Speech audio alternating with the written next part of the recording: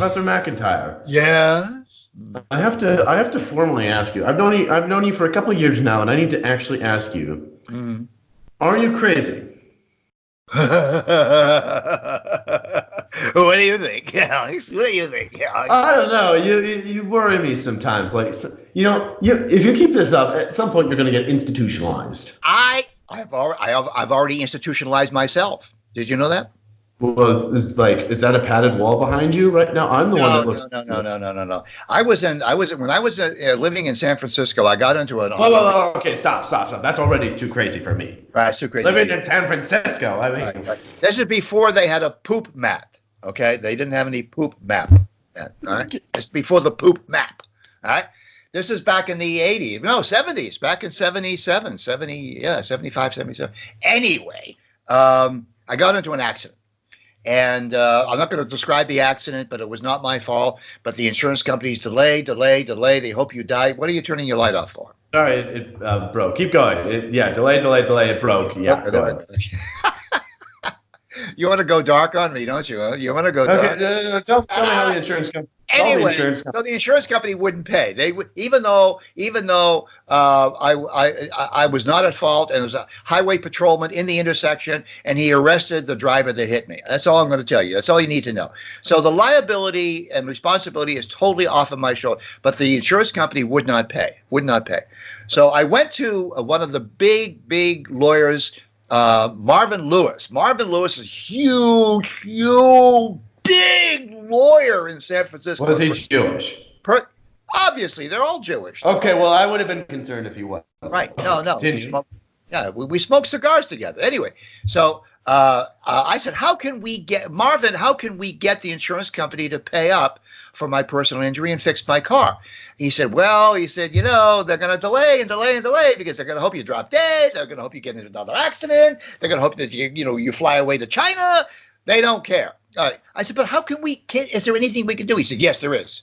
I said, well, what is it? I'll do it.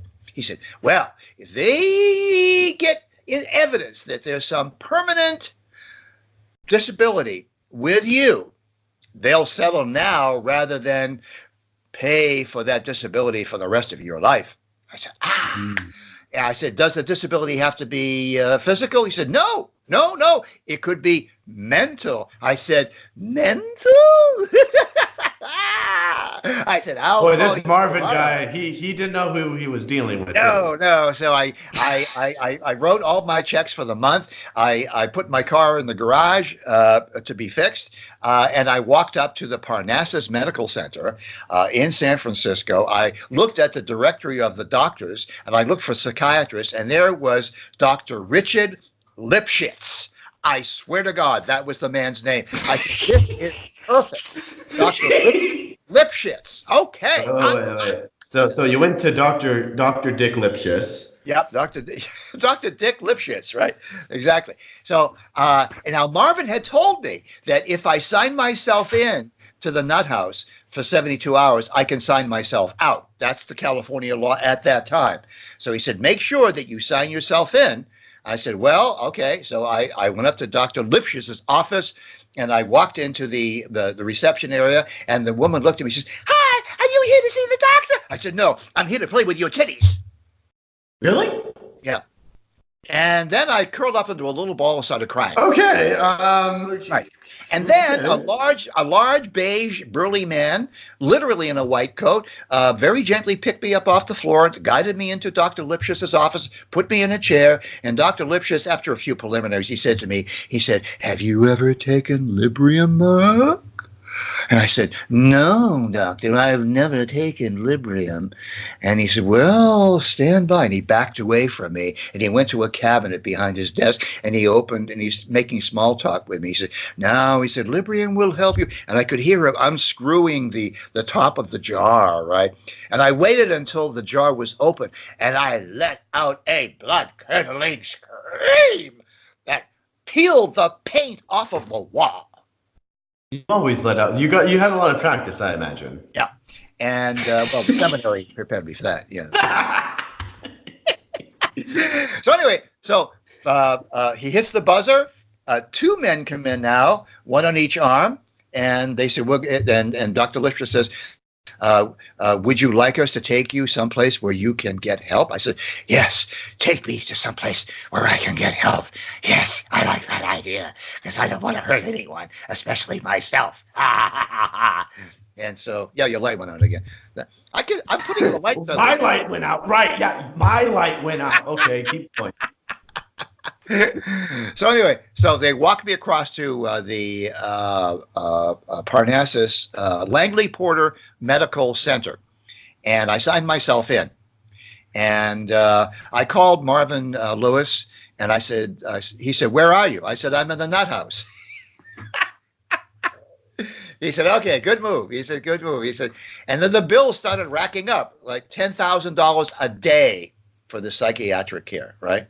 And all the bills are sent to the insurance company that's supposed to be settling the case, right? You see how this goes, kids? So if you are ever in an accident and it's not your fault, number one, get down on the pavement. And if somebody says to you, "Are you injured?" you say, "I am not a doctor. Take me to a lunatic asylum because I'm going crazy."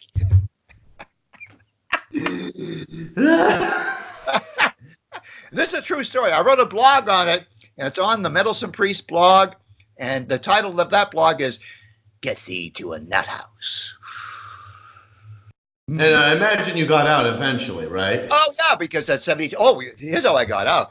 After 70 hours were up, Dr. Lipschitz, he's had several conferences with me, and he said, "Why are you here?" I said, "I'm here to settle an insurance case." I was perfectly honest with him. And in the group sessions where we had the group, lunatics, one guy he said he was getting screwed in the ass with a broom handle. Another woman said that she was talking to space aliens. And then they came to me and they said, "Why are you here?" And I said, "I'm here to settle an insurance case." That guy must be crazy. Oh, looked at me like I was crazy. So Dr. Lipschitz is getting close to the 72-hour thing where I have to sign myself out. And Marvin's loving this. Marvin is rubbing his hands together. Woo-hoo! Cha-ching, cha-ching, right? So Dr. Lipschitz says, "Mark, you're doing very well." I said, "Thank you very much, Doctor." I said, "So are you. You're doing well too, Doctor." He said, "Good." He said, "We're all going to go for a walk." I said, "What?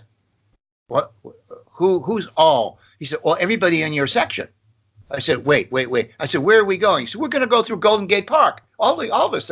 It's very nice out there. You'll like it. It's very relaxing." I said, just a second.